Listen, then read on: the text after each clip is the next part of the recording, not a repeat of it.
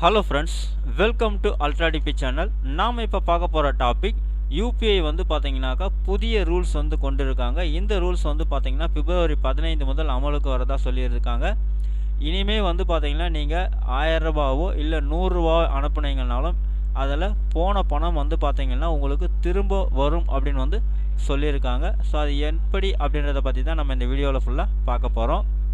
நாம் வீடியோவை பார்க்குறதுக்கு முன்னாடி நீங்கள் இது வரைக்கும் நம்ம சேனலை சப்ஸ்கிரைப் பண்ணலைன்னா மறக்காமல் சப்ஸ்கிரைப் பண்ணிங்க. கூடவே பக்கத்தில் இருக்கக்கூடிய பெல் ஐக்கானை கிளிக் பண்ணி ஆல் அப்படின்ற ஆப்ஷனை செலக்ட் பண்ணிங்க. அப்போ தான் நம்ம சேனலில் போஸ்ட் பண்ணுற எல்லா வீடியோஸினுடைய நோட்டிஃபிகேஷன் உங்களுக்கு உடனே கிடைக்கும். வீடியோவை ஸ்கிப் பண்ணாமல் முழுசாக பாருங்கள். வாங்க நம்ம வீடியோவை பார்க்கலாம்.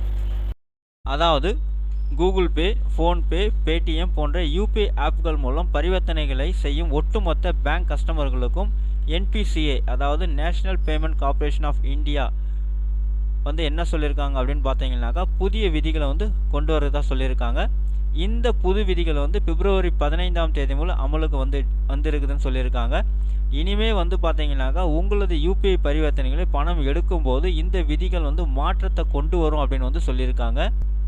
அதாவது யூபிஐ பரிவர்த்தனை சார்ஜ் பேக்கில் அதாவது யூபிஐ டிரான்சாக்ஷன் சார்ஜ் பேக்கில் இந்த விதிகள் வந்து அமலுக்கு வர இருக்கதா சொல்லியிருக்காங்க.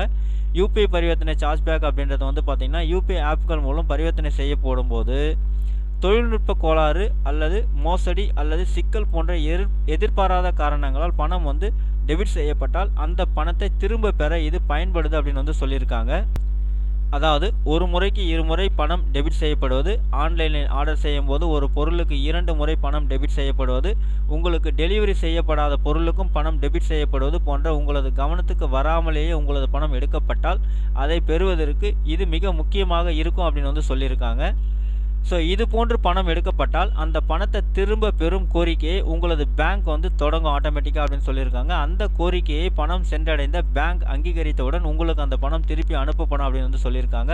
ஆனால் உங்களது பேங்க் அந்த கோரிக்கையை செயல்படுத்தும் முன்பே பணத்தை எடுத்த பேங்க் உங்களுக்கு பணத்தை அனுப்பவும் செய்கிறது வந்து சொல்லியிருக்காங்க. ஸோ இதனால் பணம் வந்துவிட்டால் அந்த கோரிக்கைக்கு நிராகரிக்கப்படும் அப்படின்னு சொல்லியிருக்காங்க அல்லது ஏற்றுக்கொள்ளப்படுவதற்கும் இடையே குழப்பம் மற்றும் சிக்கல் ஏற்படுதுன்னு சொல்லியிருக்காங்க.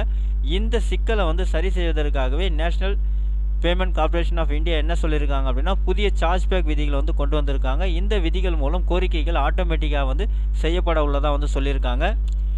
அதாவது பணத்தை திரும்ப பெறுவதற்கான சார்ஜ் பேக் கோரிக்கைகளானது பரிவர்த்தனை கிரெடிட் உறுதிப்படுத்துதல் அதாவது டிரான்சாக்ஷன் கிரெடிட் கன்ஃபர்மேஷன் டிசிசி அல்லது திரும்ப பெறும் கோரிக்கைகள் அப்படின்னு சொல்லியிருக்காங்க. ரெய்ஸ்டு ரிட்டர்ன் ரெக்வஸ்ட் அப்படின்னு சொல்லியிருக்காங்க. ஆர்இடி அப்படின்னு சொல்லி ஆகியவற்றின் அடிப்படையில் ஆட்டோமேட்டிக் முறையில் வந்து நடக்கும் அப்படின்னு சொல்லியிருக்காங்க. இதன் மூலம் பணம் பெறப்பட்ட கோரிக்கைகள் தானாகவே நிராகரிக்கப்படும் அப்படின்னு சொல்லியிருக்காங்க. அதே மாதிரி பணத்தை பெற வேண்டிய கோரிக்கைகள் தானாகவே அங்கீகரிக்கப்படும் அப்படின்னு சொல்லியிருக்காங்க. இதனால் பணத்தை அனுப்பிய மற்றும் பெற வேண்டிய பேங்குகளுக்கு இடையே நீடிக்கும் சிக்கல் மற்றும் குழப்பம் முடிவடைய இருக்குதுன்னு சொல்லியிருக்காங்க. இதனால் யூபிஐ பரிவர்த்தனை செய்யும் கஸ்டமர்களுக்கு வேகமாகவும் சிரமம் இல்லாமல் தவறான எடுக்கப்பட்ட பணம் வந்து சேர்ந்துடும் அப்படின்னு சொல்லியிருக்காங்க. ஸோ ஃபஸ்ட்டு பார்த்தீங்கன்னாக்கா National payment corporation of India வந்து யூபிஐ பரிவர்த்தனை ஐடியில் வந்து புதிய விதிகள் வந்து கொண்டு இருந்தாங்க. இந்த விதிகள் வந்து ஜனவரி 1ஆம் தேதியிலேருந்து அமலுக்கு வந்து நமக்கு எல்லாருக்குமே தெரியும். அதாவது யூபிஐ மூலம் பணம் அனுப்பும்போது ஜென்ரேட் செய்யப்படும் பரிவர்த்தனை ஐடிகளில் வந்து சிறப்பு எழுத்துக்களுக்கு வந்து பார்த்தீங்கன்னா தடை விதிக்கப்பட்டது அப்படின்னு சொல்லியிருக்காங்க. அப்போ உங்களுடைய யூபிஐ ஐடியில் வந்து ஸ்பெஷல் கேரக்டர் இருக்கக்கூடாது அப்படின்னு சொல்லியிருந்தாங்க.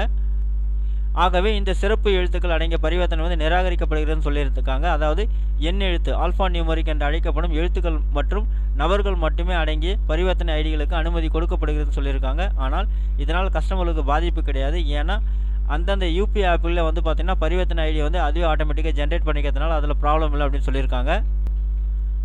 கூகுள் பே, ஃபோன்பே, பேடிஎம் போன்ற யூபிஐ ஆப்புகள் மூலம் முக்கால்வாசி பரிவர்த்தனை நடக்கத்தான் சொல்லியிருக்காங்க. இதனால் National payment corporation of India மற்றும் ரிசர்வ் பேங்க் ஆஃப் இந்தியா வந்து அவற்றில் புது விதிகளை கொண்டு வரதா சொல்லியிருக்காங்க. இந்த 2025ஆம் ஆண்டில் மட்டும் பார்த்தீங்கன்னாக்கா மாதத்துக்கு 2 விதிகள் வந்து அமலுக்கு வந்துருக்கதா சொல்லியிருக்காங்க. இனிமேலும் வரதுக்கு வாய்ப்புகள் அதிகமாக இருக்கதாகவும் வந்து சொல்லியிருக்காங்க. ஓகே ஃப்ரெண்ட்ஸ், அவ்வளோதான் உங்களுக்கான இன்ஃபர்மேஷன். இந்த வீடியோ உங்களுக்கு பிடிச்சிருந்தா லைக் பண்ணுங்கள். அது மட்டும் இல்லை இந்த வீடியோவை நிறைய பேருக்கு ஷேர் பண்ணுங்கள், கமெண்ட் பண்ணுங்கள். மறக்காமல் நம்ம சேனலை சப்ஸ்கிரைப் பண்ணிங்க. மீண்டும் ஒரு நல்ல வீடியோவில் சந்திப்போம். நன்றி, வணக்கம்.